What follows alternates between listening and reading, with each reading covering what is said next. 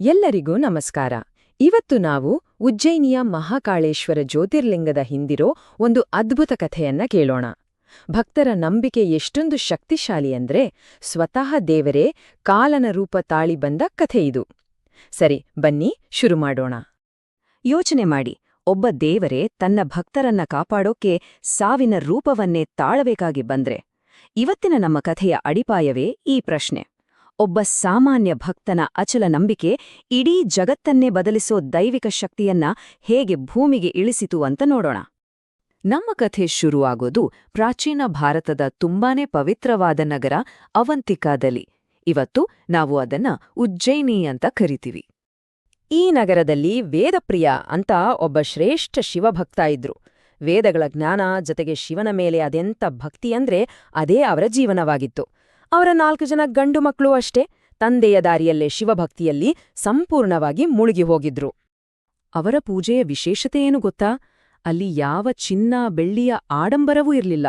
ಬದಲಿಗೆ ಭೂಮಿ ತಾಯಿಯ ಮಣ್ಣಿನಿಂದ ತಾವೇ ಮಾಡಿದ ಪಾರ್ಥಿವ ಲಿಂಗವೇ ಅವರ ಪೂಜೆಯ ಕೇಂದ್ರವಾಗಿತ್ತು. ಅಂದ್ರೆ ಅವರ ನಂಬಿಕೆ ಅಷ್ಟೊಂದು ಶುದ್ಧವಾಗಿತ್ತು. ನೋಡಿ, ಪ್ರತಿಯೊಂದು ಕಥೆಯಲ್ಲೂ ಒಬ್ಬ ಹೀರೋ, ಒಬ್ಬ ವಿಲನ್ ಇರ್ತಾರೆ.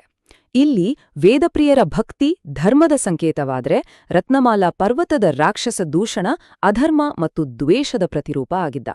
ಇದು ಕೇವಲ ಇಬ್ಬರ ನಡುವಿನ ಯುದ್ಧ ಅಲ್ಲ, ಇದು ಸರಿ ಮತ್ತು ತಪ್ಪಿನ ನಡುವಿನ ದೊಡ್ಡ ಹೋರಾಟ. ಈಗ ಈ ಕಥೆ ಒಂದು ಕರಾಳ ತಿರುವು ಪಡೆಯುತ್ತೆ. ಶಾಂತವಾಗಿದ್ದ ಅವಂತಿಕಾ ನಗರದ ಮೇಲೆ ದೂಷಣನ ಕೆಟ್ಟ ಕಣ್ಣು ಬೀಳುತ್ತೆ. ಈ ದೂಷಣ ಸಾಮಾನ್ಯ ರಾಕ್ಷಸನಾಗಿರ್ಲಿಲ್ಲ. ಅವನು ಬ್ರಹ್ಮದೇವನಿಂದ ವರ ಪಡೆದು ಅಹಂಕಾರಿಯಾಗಿದ್ದ. ಅವನ ಒಂದೇ ಗುರಿ ಧರ್ಮ, ವೇದಗಳು ಮತ್ತು ಭಕ್ತರನ್ನ ನಾಶ ಮಾಡೋದು. ಋಷಿ ಮುನಿಗಳಿಗೆ ಹಿಂಸೆ ಕೊಡೋದ್ರಲ್ಲೇ ಅವನಿಗೆ ಅದೇನೋ ಒಂಥರ ಖುಷಿ. ತನ್ನ ರಾಕ್ಷಸ ಸೈನ್ಯದ ಜೊತೆ ದೂಷಣ ಅವಂತಿಕಾ ನಗರದ ಮೇಲೆ ದಾಳಿ ಮಾಡ್ತಾನೆ. ಅವನ ಉದ್ದೇಶ ಬರೀ ಲೂಟಿ ಮಾಡೋದಲ್ಲ, ಬದಲಿಗೆ ಅಲ್ಲಿರೋ ಪವಿತ್ರತೆ, ಆ ಭಕ್ತಿಯನ್ನ ಬೇರು ಸಮೇತ ಕಿತ್ತು ಹಾಕೋದಾಗಿತ್ತು. ಇಡೀ ನಗರವೇ ಭಯದಿಂದ ನಡುಗಬೇಕಾದ್ರೆ ನಮ್ಮ ಕಥೆಯ ನಾಯಕರು ಏನ್ಮಾಡಿದ್ರು? ಅವರು ಯುದ್ಧಕ್ಕೆ ಇಳಿಲಿಲ್ಲ. ಅವರ ಉತ್ತರ ಧ್ಯಾನವಾಗಿತ್ತು. ದೂಷಣನ ಸೈನ್ಯ ನಗರಕ್ಕೆ ನುಗ್ಗಿ ಎಲ್ಲೆಡೆ ಹಾಹಾಕಾರ ಸೃಷ್ಟಿಸಿತ್ತು. ಜನರ ಚೀತ್ಕಾರ, ಮನೆಗಳ ನಾಶ, ಇಡೀ ನಗರವೇ ಭಯದ ವಾತಾವರಣದಲ್ಲಿ ಮುಳುಗಿ ಹೋಗಿತ್ತು. ಆದ್ರೆ ಈ ಎಲ್ಲ ಗದ್ದಲ ಗೊಂದಲಗಳ ಮಧ್ಯೆ ವೇದಪ್ರಿಯ ಮತ್ತು ಅವರ ಮಕ್ಕಳು ಮಾತ್ರ ತಮ್ಮ ಪಾರ್ಥಿವ ಲಿಂಗದ ಮುಂದೆ ಕಣ್ಮುಚ್ಚಿ ಧ್ಯಾನದಲ್ಲಿ ಲೀನರಾಗಿದ್ರು. ಹೊರಗಿನ ಪ್ರಪಂಚದ ಯಾವುದೇ ಭಯಂಕರ ಶಬ್ದಗಳು ಅವರ ಆಂತರಿಕ ಶಾಂತಿಯನ್ನ ಕೆಡಿಸೋಕೆ ಆಗ್ಲೇ ಇಲ್ಲ. ಇದು ಕಥೆಯ ಅತ್ಯಂತ ರೋಚಕ ಘಟ್ಟ. ರಾಕ್ಷಸರು ಅವರನ್ನ ಕೊಲ್ಲೋಕೆ ಅಂತ ಕತ್ತಿಗಳನ್ನ ಎತ್ತಿದಾಗ್ಲೂ ಅವರು ಸ್ವಲ್ಪನೂ ವಿಚಲಿತರಾಗ್ಲಿಲ್ಲ. ಅವರ ತುಟಿಗಳು ಕೊನೆಯ ಕ್ಷಣದಲ್ಲೂ ಶಿವನ ನಾಮವನ್ನೇ ಜಪಿಸ್ತಾ ಇದ್ವು. ಅವರ ಭಕ್ತಿ ಅಷ್ಟು ದೃಢವಾಗಿತ್ತು. ಮತ್ತು ಆ ಅಚಲವಾದ ಭಕ್ತಿಯೇ ಒಂದು ದೊಡ್ಡ ಪವಾಡವನ್ನೇ ಸೃಷ್ಟಿಸಿತ್ತು.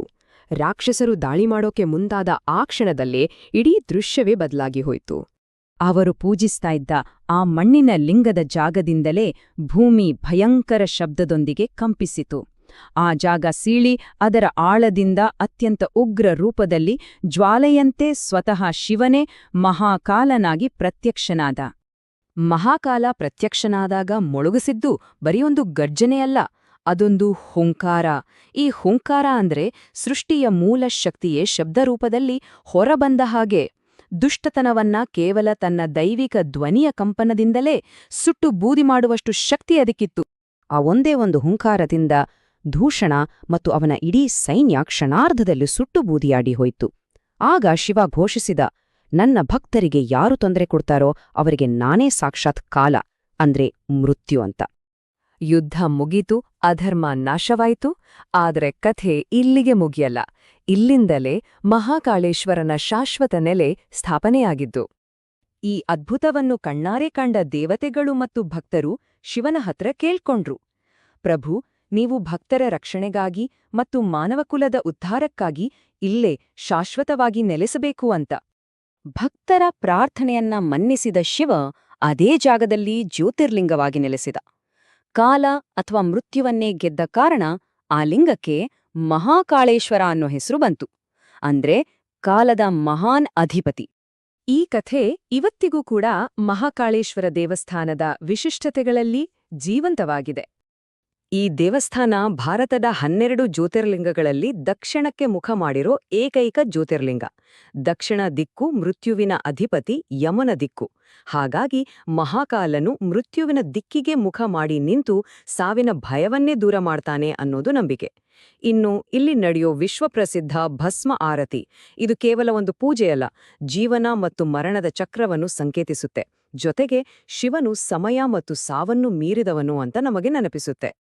ಹಾಗಾಗಿ ಇದು ಬರೀ ವಾಸ್ತುಶಿಲ್ಪ ಅಲ್ಲ, ಇದೊಂದು ತುಂಬಾನೇ ಶಕ್ತಿಶಾಲಿ ಸಂಕೇತ. ಮೃತ್ಯುವನ್ನೇ ಎದುರಿಸೋ, ಅದರ ಭಯವನ್ನ ಮೀರಿ ನಿಲ್ಲೋ ಶಕ್ತಿಯನ್ನ ಇದು ಪ್ರತಿನಿಧಿಸುತ್ತೆ. ಸಾವಿನ ಭಯವನ್ನ ಗೆದ್ದವನೇ ನಿಜವಾದ ವಿಜಯಿ ಅಂತ ಇದು ಸಾರಿ ಹೇಳುತ್ತೆ. ಹಾಗಾದೆ ಈ ಕಥೆ ನಮಗೆ ಒಂದು ಮೂಲಭೂತ ಪ್ರಶ್ನೆಯನ್ನ ಕೇಳುತ್ತೆ. ಹುಟ್ಟು, ಸಾವು ಮತ್ತು ಸಮಯದ ಚಕ್ರದಲ್ಲಿ ಸಿಕ್ಕಿರೋ ನಾವು ಕಾಲವನ್ನೇ ಮೀರಿ ನಿಲ್ಲೋ ಒಂದು ಶಕ್ತಿಯ ಬಗ್ಗೆ ಯಾಕೆ ಯಾವಾಗ್ಲೂ ಆಕರ್ಷಿತರಾಗ್ತೇವೆ? ಈ ಕಥೆ ಅಚಲವಾದ ನಂಬಿಕೆಯ ಶಕ್ತಿಯ ಬಗ್ಗೆ ಮತ್ತು ಭಕ್ತಿಯು ಅತ್ಯಂತ ದೊಡ್ಡ ಅಡೆತಡೆಗಳನ್ನ ಹೇಗೆ ಮೀರಬಲ್ಲದು ಅಂತ ನಮಗೆ ಕಲಿಸುತ್ತೆ. ಬಹುಶಃ ಆ ಉತ್ತರವೇ ಮಹಾಕಾಲನಲ್ಲಿದೆಯೇನೋ? ಯೋಚನೆ ಮಾಡಿ.